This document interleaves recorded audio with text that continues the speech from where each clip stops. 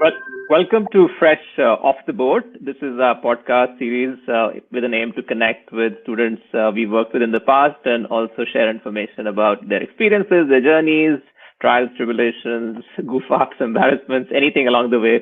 So, delighted to be reconnecting with Raghav Goel. He graduated from GD Goenka World School in Gurgaon in 2017 and then joined the coveted department at UC Berkeley called ECS, Electrical Engineering and Computer Science. He also did a certificate from the Haas School in entrepreneurship, and he's done some amazing internships. I've always considered him to be one of these math musicians. He's an amazing piano player. Some of his projects we were ideating were around music too. But now, if you were to kind of tell us a little bit from your perspective, what was it like going to Berkeley? Did it match your expectations? Would you do it again? Absolutely. Thanks for having me, Arjun. It's great to reconnect and just like give some information and like just talk to pre-first students as well. I think just in terms of Berkeley, it's been a great experience. It's had its highs and its lows as well, but I would definitely do it again. As for expectations, it didn't match any of my expectations. And you know, I, GD Goenka, and most of us in India come from pretty like small schools. Our class sizes aren't that big. Our entire year is like maybe like 200, 300 students at most. And so when you're walking into like a lecture hall, which is the case at Berkeley with 1,700 students, it kind of blows your mind, just the sheer strength of this school. I think that was something that took me a while to get adjusted to. And, Berkeley's just known for being very real with you and just being sort of, you have to just hit the ground running. But it's been a great experience. The positive and the silver lining out of all of that, and I can attest to this personally as well, is that it really starts preparing you for the world outside and the world beyond your 4 years at college, because it gives you these great life skills and super important sort of teachings, I guess, that really help you succeed once you graduate. Berkeley's been great. It's definitely been difficult at times, just like the course rigor and just dealing with like extracurriculars plus classes. But it's been an absolutely phenomenal experience in terms of just like finding communities of people that I resonate with, that I have things in common with. Finding opportunities, just constantly learning and just being a student here is great because you learn in the most unconventional ways as well. Just more than just like within the four walls of a lecture hall or something. Super. So Yeah, I think that's it, kind of, yeah, go ahead. yeah. No, I was just gonna say it's been Yeah. it's been a good experience. Fantastic. So, about academics, the rigor, you keep mentioning that it is different. What was it like for you in particular Right. in say few subjects, areas of interest, and then also Mhm. loading yourself with another certificate in Right. entrepreneurship? How did you make those decisions? Absolutely. So I came in. My story to Berkeley was a little unique, and I'll just like mention this so that everyone can hear as well. I didn't start Berkeley as electrical engineering and computer science. I actually got in as engineering undeclared, as you know, and that was interesting because I was at a point, when I was graduating high school, I wasn't really sure what kind of engineering I really wanted to do. Did I want to go into tech? Did I want to do some sort of like mechanical engineering, or did I want to do industrial engineering? I was very unsure about that. But what I did know was that I liked using science and math to try and solve problems and like real world problems, and that sort of led me to engineering. I think personally for me, the difference was just the way things are taught. I think, growing up in India, it's been very much a type of situation where the teachers are like constantly holding you accountable, but you have to make that transition really quick where you need to start holding yourself accountable to be able to succeed in the courses that you do at college. And this is just not true for Berkeley. I'm sure it's a similar case for every university. Across the globe, the professors aren't going to run behind you to like submit your homework, or like no one's going to like check your notebooks or anything. Like you just have to manage all that yourself, and that's something that takes a little while getting used to. But you sort of ease into it and you just like get the hang of it. In terms of like choosing my academic path, I guess, I went from engineering undeclared to EECS. which is electrical engineering and computer science. And that transition was primarily just me trying to explore what opportunities are in the different realms of engineering. So I took an introductory industrial engineering class, I took an introductory mechie class, I took introductory CS, and I made the initiative like go talk to my professors during office hours and just like use LinkedIn as a resource to connect with people in the industry to see what they sort of do with these degrees. A lot of Berkeley alumni, they were super helpful in giving advice and insights into what their careers look like. And that really helped me drive home the fact that, CS is something that interests me. And it can be something really small that sparks that sort of realization and that sort of like epiphany moment. Um, but that's what I sort of like got into CS. But as I started exploring more and taking like higher level programming classes and just learning about life as a software engineer, I started seeing sort of like a little bit of a misfit between my personality and what I would be doing day to day for work. I wanted something that was a little bit more like a fusion between the tech and the non-tech and not purely technical.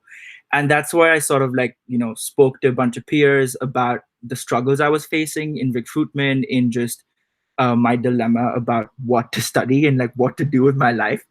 And someone actually accidentally happened to mention like, why don't you check out this thing called product management, right? And that's how I sort of got into that whole sphere, and we can talk more about that later.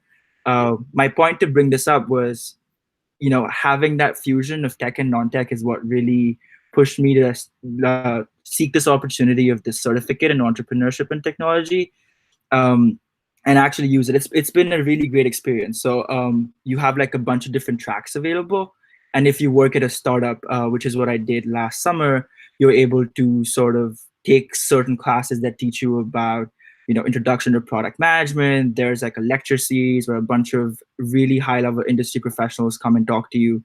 So it's been an absolutely great experience, and that's Being sort in of so being in the Bay Area probably is also something that feeds 100%. into this aspiration and this the cluster of people looking Right. at doing the same thing. But Yeah. yeah, I'd love to know more about product management. Of course, many students we work with know that it comes with a fairly fancy paycheck. Right. But things can change very quickly, as we know the world is changing rapidly. So, but what's the work like? Like you said, it kind of mixes people skills and Right. tech skills. Right. This took me like a while to understand, because if you Google product management, right, you'll get like 20 different definitions of it. The way I like to think of it is as a Venn diagram. And if one circle is engineering and the other circle is non-technical roles, right? Like for someone who's like a designer or a business development associate or sales or marketing, a product manager will sit at like the intersection where these two circles overlap, and work with all these different like cross-functional teams to really drive the vision for a product. So it could be something as simple as on YouTube, like they recently changed like the placement of the comment section. So someone could be in charge of the comment section, right? Like, and that is like a product per se within the whole YouTube atmosphere. And so product managers work with engineers to figure out what the best way to build stuff is and how they should build it.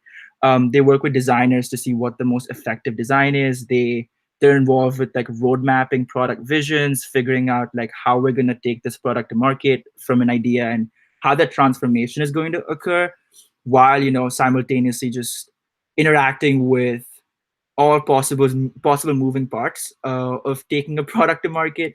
So it's a really exciting role in that sense, because it gives you the exposure to the tech industry, but also you're not necessarily coding if that's not your strong suit. That's fascinating. And along the way, I'm sure you've realized things that you're good at. And Mhm. people might also give you feedback about things that you can improve. What are the three words that define Raghav Goel's strengths? Um, all right, let's see. I think like perseverance. I think if I do like set my mind on something, I will try to like jump all the hurdles as much as I can to try and get that or try and accomplish that goal. But along with that, like I think something that I try to aspire, and I hope that this is an adjective that describes me, is open-mindedness. Um, just because with perseverance, it's very easy to get fixated on your goal and just like block out all the noise and just drown out all different points of view. And I think if that situation happens, it's not the best kind of way to progress, or like the best path to progress. So just like making sure you're taking into account like all perspectives and taking like listening to other people, even though you're like on that path of like perseverance. And let's see, um a third adjective I hope would be, if we're talking like in like a holistic sense, I hope it'd be fun. Uh, Oh, that's just cool. Yeah, I why think, not? yeah, I think what thankfully, like what I came into college, like my mindset was a very like work hard, play hard type situation, and thankfully that's stuck. Trying to create that balance between hanging out with my friends or doing things for my own non-academic, non-career personal growth, while balancing that with things that are necessary and things that I do need to do from a more academic and career point of view. I think creating that balance, I've been able to do that. So that's something that I would also use to describe myself with. Super. So if you could tell us a little bit about inspirations. I know in the tech world and Mm. entrepreneurship world, there are people everyone keeps talking about, and people swear by so and so guru Right. or someone who's been there, done that, written great books, running master classes. Who do you follow? I follow like a bunch of different people. I think, my sources of inspiration come from not just like people in the industry, but also like peers, and some part of it comes from my family as well. And I think like being at Berkeley, like that's been like one of the biggest advantages, is having that sort of class of peers that are just always just doing absolutely amazing things. And so you can draw inspiration from them, like take learnings from them.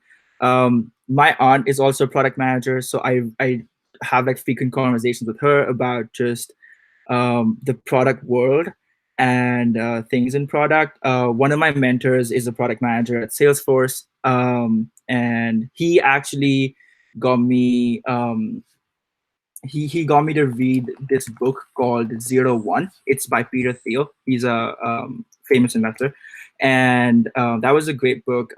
So this guy at Salesforce, he is someone that I also draw some inspiration from. Amidst my peers, so Berkeley has a very avid student organization culture, and that really helps you connect with like-minded individuals. And so people there have really inspired me to just like do better, and like it's great that I want to go into tech, but I think recently I've realized that I want to be a little bit more than that, and also just give back to the community, and just try to be, just try to give back to improve the situation for those coming after me, and just present them with opportunities that I wish I had when I initially come into Berkeley as well. So how are you involved in giving back to the Berkeley student community?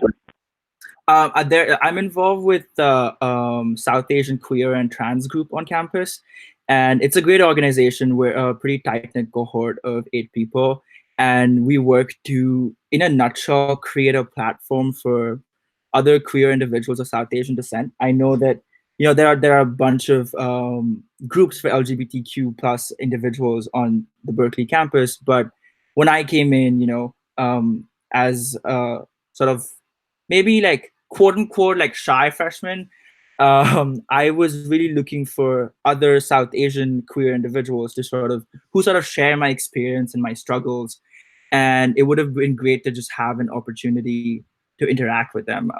So I work with them to sort of help them host events, just normal mixers, and we have alumni panels. We have sort of tech talks from individuals within the industry. We host workshops for our members about like what goes in a good resume and just like professional development skills. So it's been an absolutely fantastic experience, and it's really helped me also just find a community here at Cal. Amazing. I think your journey and sort of figuring things out and making your place Absolutely. in it is just a great sort of encouragement for everyone who's listening in. So moving forward, I think moving back in time a little bit Yeah. actually, high school, awkward teenage life, and then this massive goal to make it to a great Yeah. university, setting yourself up for success, but also knowing that there are high chances that it might not happen. Uh, Right. what kind of advice would you give high school students who are in a similar situation who are applying this Right. now? Absolutely. I think like I have like a couple things. I think first I would just start off by just saying, don't stress out about it. And this sounds cliched, but trust the process. I know like all the people will have like a dream school. I had a dream school. For me, it was Stanford, and I was rejected. But I am now at Berkeley, and what I've learned through my time here is it really doesn't matter where you end up. What matters like 100 times more than that is what you end up doing with your time at college or at university, and just making the most of wherever you are. And if you just do that, like you'll be set up for success for the rest of your life. Like that's something that I had a big realization like after my first year here, is that it literally doesn't matter where you go. And I think in terms of just like in terms of like essay writing, just being yourself and being authentic is a great piece of advice that I received when I was applying as well. A lot of people, and in me myself included, when I was initially writing my essays, I would write things that I thought the admissions officer would want to hear. I thought they'd want to hear certain aspects of my personality, and not hear about my musical side. But you and Raja, the entire Advan team, like you guys also really helped me to understand that being authentic is much more important, and it has a much deeper impact on your college apps than just writing something you think they want to hear. And I think that's like something that I would really stress everyone not to worry about. Like if you're yourself, like you'll find a place that's a great fit for you. And I never thought when I was in India that Berkeley would be a great fit for me. But now that I've been here, like I don't see myself going to school anywhere else. It just doesn't seem right.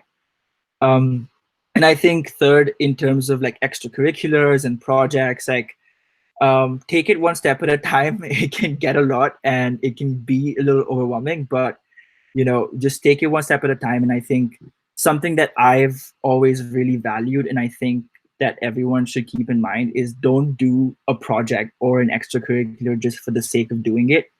Do something, or like just for the sake of getting into college. I think it's really important to do something you're passionate about and do something you're interested in.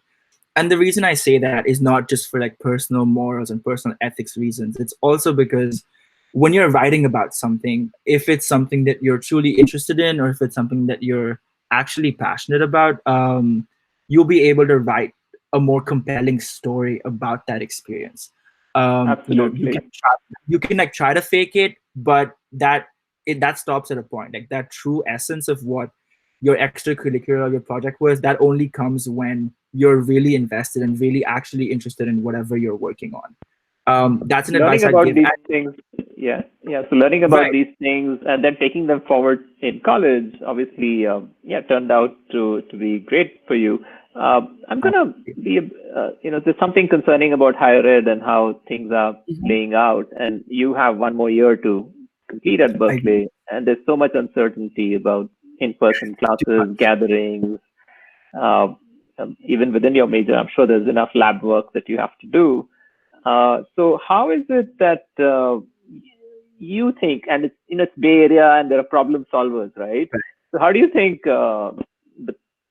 this problem can be solved? How do we get the social but not the disease experience, the social Right. experience?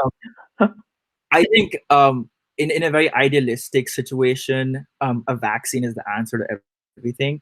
I think and be able to go back to reality as we knew it in January or February. I think until that happens, like um, maybe we should not really hope for getting back to exactly the way we were. and take it with a grain of salt, because I'm talking about this from a very like realistic point of view. Because I think in this situation, like being optimistic personally for me hasn't been very helpful. And I think what could help and what could, the way I see it working out is some sort of a hybrid situation between a lockdown and reality as it was before. So I'm just like off the top of my head, like what that looks like could be bars and restaurants might open, but they may only be allowed to seat like 40% or 50% capacity, for example. Or air travel will open, but everyone has to wear a face shield, or everyone, middle seats have to be empty, or large gatherings to a certain extent can be started. I think Google and Apple are also developing a tracker. They've collaborated on a tracker that is very similar to the Arogya Setu app we have in India. And what it basically does is it'll give you a notification and just tell you if you've been in contact with someone who's had COVID, and if you have, you're at a high risk. So I think a lot of it depends on the sophistication of these developments as well. And if they're successful, I think we might be able to get to this sort of new sense of reality where people are going out, but it's in a very controlled manner. I think we might not be able to go back exactly to the way we were, having like massive concerts and like having Coachella and things like that, unless we actually have either a cure or a vaccine, either of the two. Um, but that's my 2 cents of it on it. In terms of like higher Fair enough. education, Yeah. Go in ahead. terms of higher education, I think most universities are planning on doing some sort of a hybrid system. Like even Berkeley, for example, they've announced online classes for the entire fall semester, regardless of whether in-person instruction starts. But I think what they're trying to do now is trying to figure out when the best time is to allow students to come back to campus. It's a big consideration for them because on the one hand they have like great financial losses, but on the other hand, like they also just can't ask people from all these different countries, international students especially, and people to fly during this pandemic. So they just have to wait it out and take those decisions closer to, I guess, the start of fall semester. Right. So I think fair enough. I think your insights are quite useful for anyone listening in. Uh, as events pan out, I'm sure there'll be more information. Hopefully, some good news. But yes, being optimistic, like you said, is not making things work because it's been 2 months already. People are getting a little itchy about the situation now. But how do you deal with uncertainty in general now? Because there are kids who were supposed to go to college, kids who were supposed to get a fancy graduation, in-person graduation ceremony, and or have jobs which are now kind of postponed or rescinded.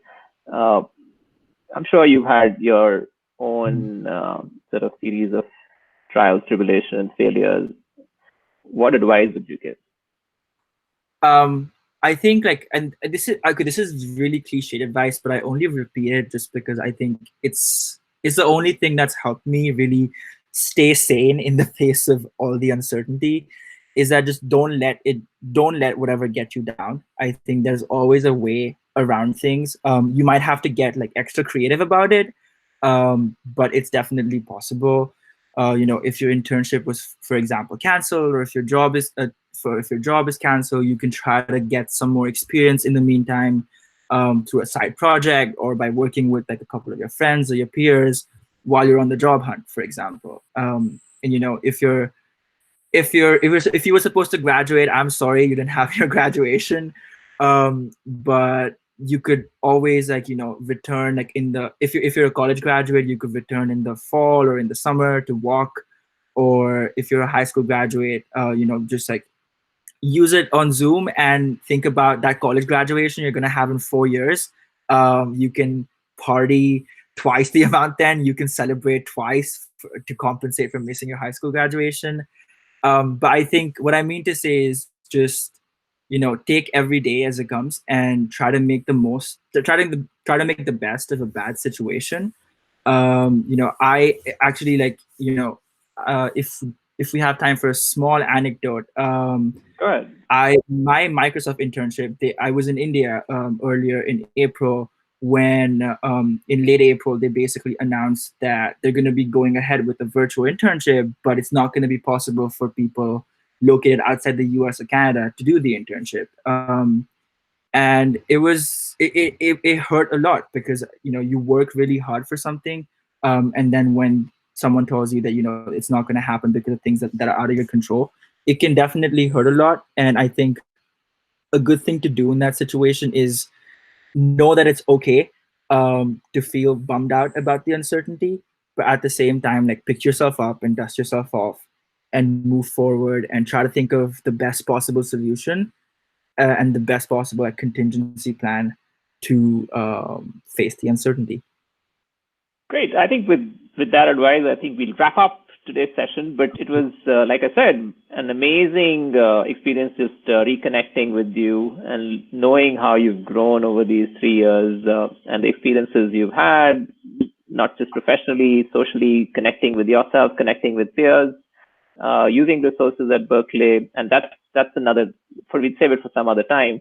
How do you really survive in a large and very large university like Berkeley?